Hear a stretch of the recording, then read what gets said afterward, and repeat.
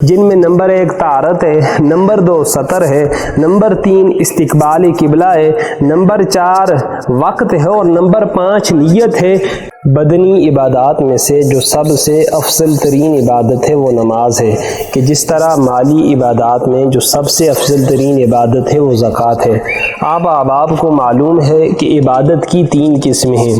کچھ عبادات ایسی ہیں کہ ان کا تعلق بدن کے ساتھ ہے، جس طرح کہ نماز اور روزہ، اور کچھ عبادات ایسی ہیں کہ جن کا تعلق پیسے کے ساتھ ہے، جس طرح کہ زکوٰۃ وغیرہ، اور کچھ عبادات ایسی ہیں کہ جن کا تعلق پیسے کے ساتھ بھی ہے اور بدن کے ساتھ بھی ہے، یعنی جو بدنی اور مالی عبادات کی مرکب ہیں، جس طرح حج اور جس طرح جہاد، کہ حج میں آپ کو پیسے کا اہتمام بھی کرنا پڑتا ہے اور اس کے ساتھ ساتھ شاعر اللہ کی زیارت کے لیے ان مقام مقدسہ کا رخ بھی کرنا پڑتا ہے۔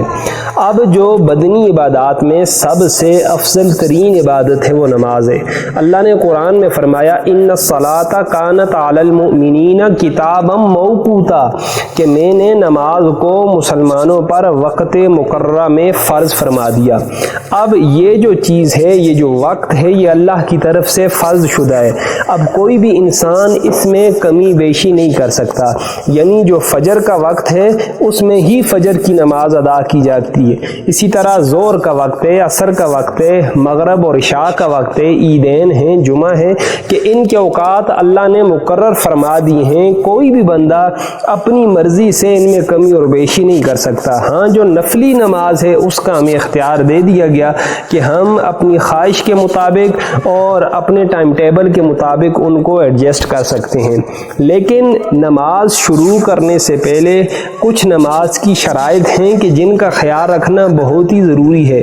بسا اوقات انسان کی چھوٹی سی لاپرواہی کی وجہ سے اس کی ساری عبادات ضائع ہو جاتی ہیں۔ نماز کی شرائط ان میں سے جو پہلی شرط ہے وہ طہارت ہے۔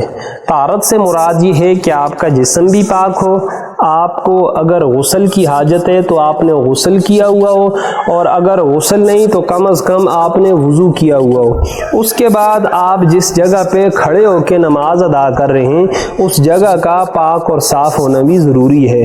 اور تیسرے نمبر کے اوپر آپ کے جسم کے اوپر جو کپڑے ہیں ان کپڑوں کا پاک صاف ہونا بھی ضروری ہے، کہ طہارت نماز کے لیے پہلی شرط ہے۔ طہارت کے بغیر کوئی بھی عبادت اللہ کی بارگاہ میں اور بالخصوص نماز اللہ کی بارگاہ میں قبول نہیں ہے۔ دوسرے نمبر کے اوپر ہے سطر۔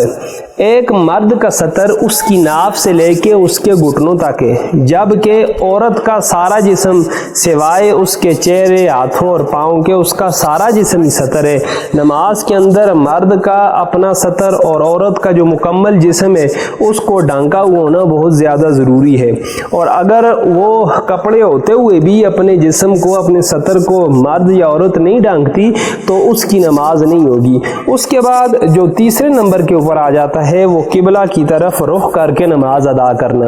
اگر کوئی مرد یا عورت وہ استقبال قبلہ کے بجائے شمال کی طرف یا مشرق کی طرف یا جنوب کی طرف منہ کر کے نماز ادا کرے گا تو اس کی نماز اللہ کے ہاں قابل قبول نہیں ہوگی۔ اور چوتھے نمبر کے اوپر جو چیز ہے وہ نماز کے وقت کا پایا جانا ہے، کہ اللہ نے خود قرآن میں اس کی تشریح فرما دی کہ مسلمانوں کے اوپر نماز وقت مقررہ کے اوپر فرض کر دی گئی ہے۔ چوتھے نمبر کے اوپر وقت کا پایا جانا، کہ ہر نماز اس کے وقت میں وہ ادا کی جائے گی، وقت کے علاوہ اس نماز کی ادائیگی نہیں ہے۔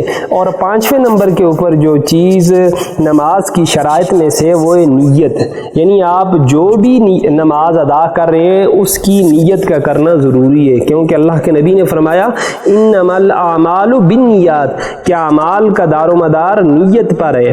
اب نیت دل کے ارادے کا نام ہے، اگر کوئی زبان سے بھی نیت کے الفاظ ادا کر لیتا ہے تو ٹھیک ہے، بہتر ہے، تاکہ دل اور زبان میں موافقت آ جائے، لیکن زبان سے نیت کا ادا کرنا یہ ضروری نہیں ہے۔ تو نماز شروع کرنے سے پہلے یہ جو 5 چیزیں میں نے آپ کو بتائی ہیں، جن میں نمبر 1 طہارت ہے، نمبر 2 سطر ہے، نمبر 3 استقبال قبلہ ہے، نمبر 4 وقت ہے اور نمبر 5 نیت ہے۔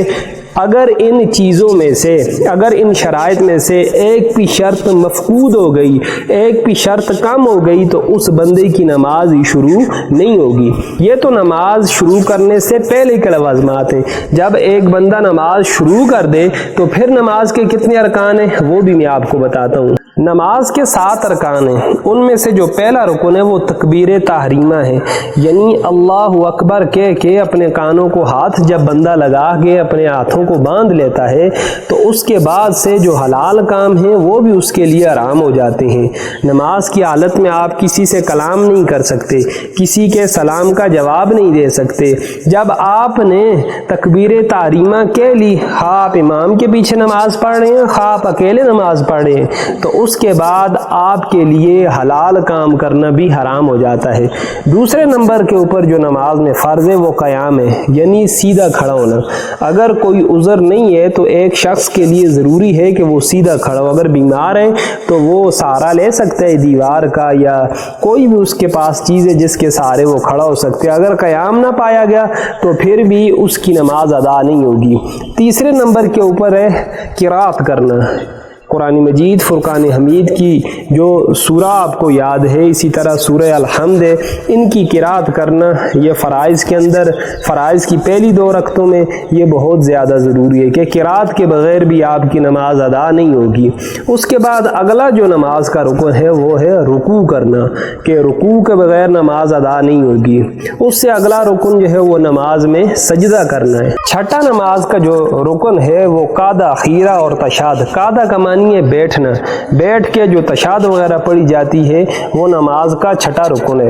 اور 7واں نماز کا رکن ہے سلام پھیرنا، کہ سلام پھیرنے سے انسان کی نماز جو ہے وہ مکمل ہو جاتی ہے۔ اگر نماز کی شرائط میں سے جو 5 میں نے آپ کے سامنے بیان کی، اور اسی طرح نماز کے 7 ارکان یعنی تکبیر تحریمہ کہنا، قیام کرنا، اسی طرح قرات کرنا، رکوع کرنا، سجدہ کرنا، تشہد اور قعدہ یا خیرہ کرنا اور سلام پھیرنا، اگر ان میں سے کوئی ایک رکن بھی انسان سے رہ گیا تو اس کی نماز نہیں ہوگی۔